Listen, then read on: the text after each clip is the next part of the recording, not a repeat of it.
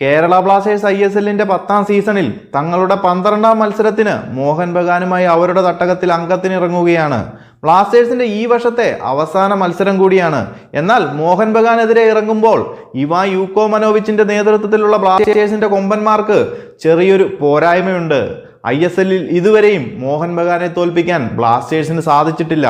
അതെ, 6 മത്സരങ്ങളിൽ ഇരു ടീമുകളും ഏറ്റുമുട്ടിയപ്പോൾ 5ലും ബഗാനായിരുന്നു വിജയം. ഒരു മത്സരം സമനിലയിലും കലാശിച്ചു. അതുകൊണ്ട് തന്നെ ഈ വർഷത്തെ അവസാന മത്സരത്തിൽ ബഗാനെതിരെ വിജയം വരിച്ചുകൊണ്ട് തന്നെ അവസാനിപ്പിക്കാനായിരിക്കും ബ്ലാസ്റ്റേഴ്സിന്റെ ശ്രമം. ഈ ഒരു സീസണിൽ തിരിച്ചടികൾ ഏറെ നേരിടേണ്ടി വന്നെങ്കിലും നിലവിൽ 11 മത്സരങ്ങളിൽ നിന്നും 23 പോയിന്റുമായി ടേബിളിൽ 2ാം സ്ഥാനത്ത് തന്നെയുണ്ട് ബ്ലാസ്റ്റേഴ്സ്. അപ്പോൾ ഇന്ന് മോഹൻ ബഗാനെതിരെ അവരുടെ തട്ടകത്തിൽ ഇറങ്ങുമ്പോൾ ബ്ലാസ്റ്റേഴ്സിന്റെ സ്റ്റാർട്ടിംഗ് ലൈനപ്പ് ഒന്ന് നോക്കാം. കഴിഞ്ഞ മുംബൈ സിറ്റി മത്സരത്തിലെ സ്ക്വാഡിൽ നിന്ന് വലിയ മാറ്റങ്ങൾ ഒന്നും തന്നെ ഇല്ലാതെയാകും ഇവാൻ യൂക്കോമനോവിച്ച് ബ്ലാസ്റ്റേഴ്സിനെ കളത്തിലിറക്കുക. മധ്യനിരയിൽ വിപിൻ മോഹനന് മാത്രം പരിക്ക് കാരണം കളിക്കില്ല. പകരം മുഹമ്മദ് അസർ ആയിരിക്കും ഇറങ്ങുക. ഗോൾമുഖത്ത് സച്ചിൻ സുരേഷും ഡിഫൻസിൽ സെന്റർ ബാക്കുകളായി ലെസ്കോവിച്ചും മിലോസും തന്നെ ഇറങ്ങും. വലതു വിങ്ങിൽ പ്രിതം കോട്ടാലും ഇടതു വിങ്ങിൽ നൗചാ സിംഗുമായിരിക്കും ഇറങ്ങുന്നത്. ബഗാനെ പോലെ ഒരു ശക്തമായ ടീമിനെതിരെ പ്രതിരോധത്തിൽ വേറൊരു പരീക്ഷണത്തിന് ഇവാൻ യൂക്കോമനോവിച്ച് തയ്യാറാകാൻ ചാൻസ് ഇല്ല.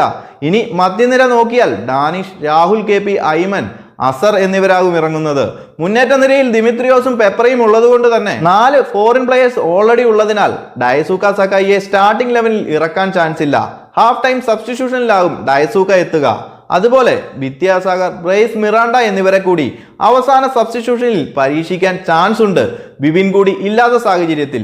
ഇനി മോഹൻ ബഗാൻ സ്ക്വാഡ് ഒന്ന് നോക്കിയാൽ ലിസ്റ്റൺ കൊളാക്കോ ഒഴിച്ച് ബാക്കി എല്ലാ താരങ്ങളും ബഗാനൊപ്പമുണ്ട്. അതുകൊണ്ട് തന്നെ ബ്ലാസ്റ്റേഴ്സ് മോഹൻ ബഗാന്റെ ശക്തമായ ടീമിനെതിരെ തന്നെയാകും മത്സരിക്കേണ്ടി വരിക.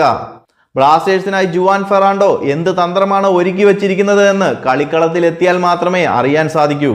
എന്തായാലും മഞ്ഞപ്പടയുടെ കൊമ്പന്മാർക്ക് മോഹൻ ബഗാനെതിരെ തങ്ങളുടെ ആദ്യ വിജയം സ്വന്തമാക്കി തന്നെ ആവട്ടെ ഈ വർഷം അവസാനിപ്പിക്കുന്നത് എന്ന് ആശംസിക്കാം.